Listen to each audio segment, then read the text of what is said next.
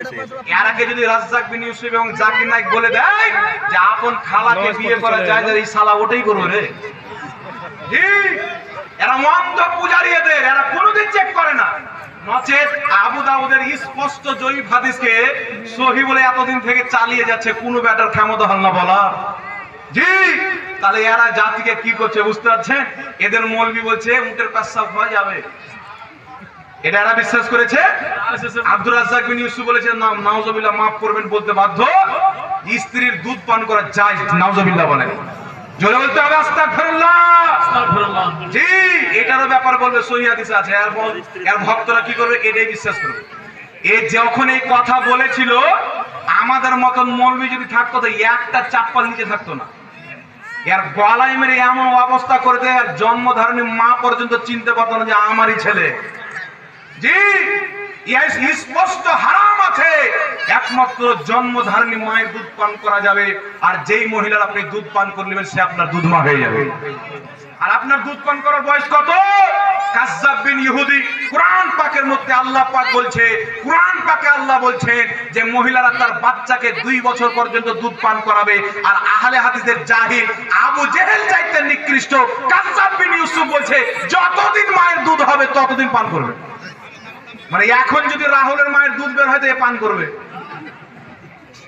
আর ফাতন যে ওটা হলো কি হলো না, আমি মিথ্যা বলছি, সব ডকুমেন্ট আলহামদুলিল্লাহ রাখা আছে।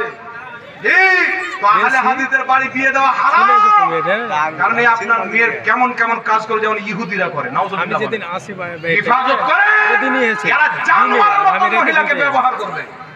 আহলে সুন্নাত ওয়াল জামাতকে মেয়ে দিতে হবে, বোন দিতে হবে, যেন আপনার মেয়ের ইস্তেমাল আপনার বোনের ইস্তেমাল হয় নবীর সুন্নাত মোতাবেক, সাহাবার সুন্নাত মোতাবেক। সুবহানাল্লাহ, সুবহানাল্লাহ, কি গানা है। জানোয়ার থেকে হিফাজতে থাকতে হবে।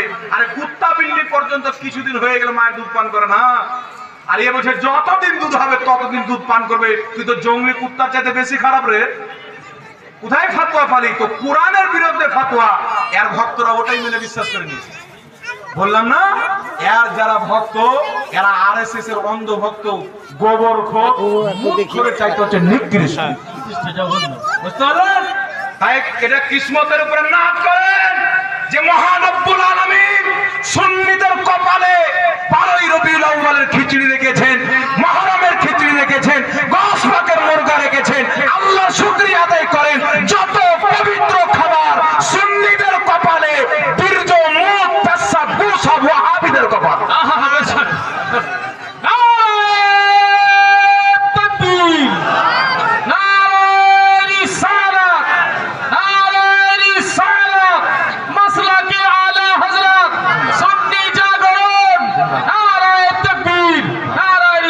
সুন্নি জামাত, জোরে বলেন হাত উঠিয়ে, সুন্নি জামাত, আহলে সুন্নাত ওয়াল জামাত। কোন মায়ের বেটা আজকে পর্যন্ত জন্ম হয়নি, কিয়ামত পর্যন্ত হবে না যে আমাদের সামনে বসে সুন্নি জামাতের কোন একটা আমাকে শিরক প্রমাণ করবে। জন্ম হয়নি। জি, জঙ্গলে কুত্তা পর্যন্ত নিজেকে শের মনে করে।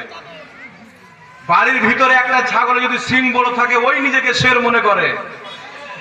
জি, তো এরা নিজের বাড়ির ভিতরে দম আছে, আমাদের সামনে বসার দম নাই। আমি বলছি তোমার বাড়িতে বলবো রাহুল তুমি আমার চ্যালেঞ্জ অ্যাকসেপ্ট করো, আর তুমি প্রমাণ করবে প্রত্যেক নবী ইহুদি ছিল। আমি প্রমাণ করব তুমি হচ্ছে পাক্কা স্পষ্ট কোরআন বিরোধী বেঈমান মুশরিক কাফির লোক, স্পষ্ট প্রমাণ করব। আর আমাদের একটা আকীদা শুনেন, চ্যালেঞ্জ করে দিয়ে যাচ্ছি, আহলে সুন্নাত ওয়াল জামাত মাসলাকে আলা হযরতের মান্যকারী। আমরা মাসলাকে আলা হযরতকে এই জন্য মানি, আলা হযরতের কিতাবের প্রত্যেকটা মাসলা হচ্ছে আবু বকর সিদ্দিকের মাসলা, উসমান গনির মাসলা, হযরতে আলীর মাসলা, ইমামে হুসাইনের মাসলা, খাজা মুঈনুদ্দিন চিশতির মাসলা, গাউসে বাগদাদির মাসলা।